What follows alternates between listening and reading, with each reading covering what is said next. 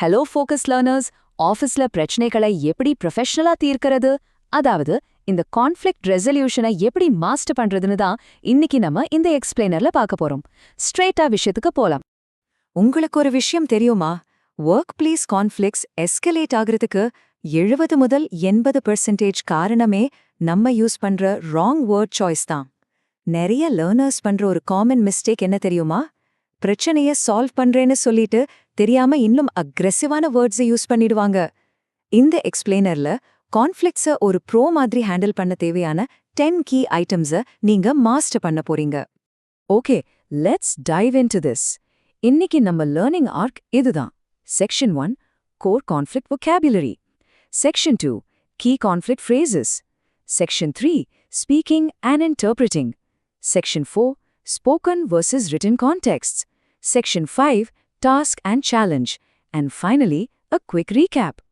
முதல்ல isolated வேர்ட்ஸ்ல start பண்ணி அதை எப்படி ரியல் வேர்ல்ட் கான்வர்சேஷன்ல கான்ஃபிடென்ட்டா யூஸ் பண்றதுன்னு பாப்போம். Section 1 Core Conflict Vocabulary. ஆஃபீஸ்ல கிளியராகவும் ப்ரொஃபஷனலாகவும் பேசுறதுக்கு தேவையான 5 கோர் வேர்ட்ஸா இப்ப பாப்போம். நம்ம first word grievance. Let's imagine a scenario. ஒரு ஆஃபீஸ்ல பட்ஜெட் அலோகேஷன் பத்தி 2 டிபார்ட்மெண்ட்ஸ்குள்ள பெரிய சண்டை நடக்குதுன்னு வைப்போம். The finance employee filed a grievance regarding the unfair budget cuts. ஆஃபீஸ்ல உங்களுக்கு ஒரு நியாயம் இல்லாத விஷயம் நடக்குது, அதை பத்தி ஆஃபிஷியலா கம்ப்ளைண்ட் பண்ணணும்னா நீங்க ரைஸ் பண்ற அந்த ஃபார்மல் கம்ப்ளைண்ட் தான் grievance. ஒரு சின்ன யூசேஜ் டிப், கம்ப்ளைண்ட் அப்படிங்கறத கேஷுவலா யூஸ் பண்ணலாம், ஆனா HR கிட்ட எழுதும்போது grievance தான் professional. Take away, use grievance for formal workplace complaints. அடுத்த வேர்ட் reconcile. அந்த grievance ஃபைல் பண்ணதுக்கு அப்புறம் the manager helped the 2 department heads reconcile after their budget argument. 2 பேரும் சண்டை போட்டுட்டு திரும்பவும் ஒன்னா சேர்றது, அதாவது சமாதானமாகிறது தான் reconcile. இதை எப்படி யூஸ் பண்ணலான்னு பாத்தீங்கன்னா, இது பர்சனல் ரிலேஷன்ஷிப்ஸ்க்கும் யூஸ் ஆகும், பிசினஸ் அக்கவுண்ட்ஸ் மேட்ச் பண்றதுக்கும் யூஸ் ஆகும். Take away, reconcile means to restore harmony. Now, what's really interesting about this slide is in the powerful action word de-escalate. அந்த பட்ஜெட் மீட்டிங்ல tension அதிகமாச்சாம். The HR stepped in to de-escalate the heated discussion. ஒரு பிரச்சனை பெருசா போயிட்டு இருக்கும்போது அதை பேசி டென்ஷனை மெதுவா குறைக்கிறது தான் de-escalate. Take away, de-escalate to bring the tension down. Imagine a completely neutral mediator. As a mediator, the HR director remained completely impartial during the budget negotiation. ஒரு பிரச்சனையில எந்த பக்கமும் சாயாம நடுநிலையோடு இருக்கிறது தான் impartial. யாருக்கும் ஃபேவர் பண்ணாம ஃபேரா இருக்கும்போதும் இந்த வேர்டை யூஸ் பண்ணுங்க. Take away, impartial equals completely neutral. ஒரு டிஸ்அக்ரிமெண்ட் அல்லது கருத்து வேறுபாடு, அது ஆஃபீஸ்ல ஃபார்மலா எப்படி சொல்வோம், அதுதான் dispute. The 2 departments are in a formal dispute over the final budget. சின்னதா சண்டை போட்ட ஆர்குமெண்ட், ஆனா ஆஃபிஷியலான ஃபார்மலான பிரச்சனைனா அது dispute. Take away, dispute is a formal disagreement.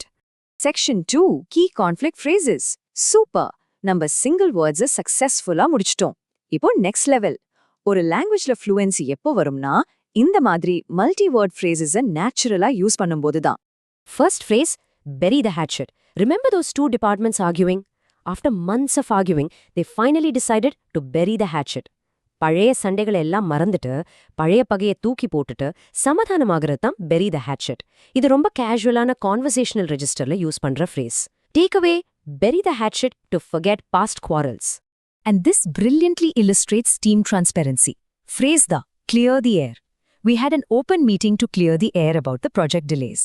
Clear the air na, மனசுக்குள்ள இருக்கிற டவுட்ஸ், நெகட்டிவ் ஃபீலிங்ஸ் எல்லாத்தையும் ஓப்பனா பேசி தீர்க்கிறது. இதுவும் ஒரு semi-formal conversational phrase. Take away, clear the air by communicating openly. They couldn't agree on the budget, so they decided to call a truce until next week. இந்த ஃப்ரேஸ்ல கவனிக்க வேண்டிய விஷயம், இது டெம்பரரி. தற்காலிகமா சண்டைய நிறுத்துறதுக்கு ஒப்பந்தம் செய்யறது தான் call a truce. இது நெகோசியேஷன்ஸ் அப்போ முக்கியமா யூஸ் பண்ற phrase. Take away, call a truce for a temporary pause in conflict. Professional respectக்கு இந்த phrase ரொம்ப முக்கியம். We both have different design ideas. Let's just agree to disagree and ask the client. நம்ம 2 பேருக்கும் வேற வேற கருத்து இருக்குன்னு மரியாதையா ஏத்துக்கிட்டு அதை பத்தி சண்டை போடுறத நிறுத்துறது தான் agree to disagree. Take away, agree to disagree to respect differing views. இது ஒரு fantastic leadership skill. The director spoke to both teams to smooth things over after the argument. ஒரு பெரிய பிரச்சனையா பெருசாக்கிடாம பார்த்துக்கிட்டு எல்லாரையும் திரும்பவும் ஃப்ரெண்ட்லியா ஆக்குறது தான் smooth things over. Casual to semiformal சிச்சுவேஷன்ஸ்ல இதை யூஸ் பண்ணலாம். Takeaway smooth things over to restore a friendly atmosphere. Section 3. Speaking and Interpreting. இப்போ நாம vocabulary வெறுமனே ரெகக்னைஸ் பண்றதுல இருந்து அதை ஆக்டிவ்லி கம்பைன் பண்ணி எப்படி இன்டர்பிரேட் பண்றதுன்னு பார்க்க போறோம். Let's step it up. இப்போ words and phrases combine பண்ணி பார்க்கலாம். First sentence. To de-escalate the situation, we need to clear the air. Second, instead of filing a formal grievance, let's just bury the hatchet. Third, the impartial manager stepped in to smooth things over. Fourth, they couldn't resolve the dispute, so they agreed to call a truce. இப்போ ஒரு முக்கியமான Tanglish distinction note. Reconcileனா பெர்மனண்டா பிரச்சனை தீர்ந்து ஒன்னா சேர்றது. ஆனா call a truceனா தற்காலிகமா சண்டைய நிறுத்துறது. இங்கிலீஷ்ல ரீட் பிட்வீன் த லைன்ஸ் பண்றது ரொம்ப முக்கியம். எப்பவுமே ஞாபகம் வச்சுக்கோங்க. டிஸ்கிரிப்ஷன் ஈக்குவல்ஸ் என்ன தெரியுது, இன்டர்பிரிட்டேஷன் ஈக்குவல்ஸ் என்ன அர்த்தம் படுத்தலாம். This tells us that if a team decides to agree to disagree, they are preventing a minor issue from becoming a major dispute. We can infer that when a leader takes time to smooth things over, they are acting as an impartial guide for the entire team. Section 4. Spoken versus written context. Let's move to and see how this builds. ஒரு direct சாட்க்கும் formal இமெயில்க்கும் நிறைய வித்தியாசம் இருக்கும். Casual spoken tone எப்படி polished written டோனா மாறுதுன்னு பார்ப்போம்.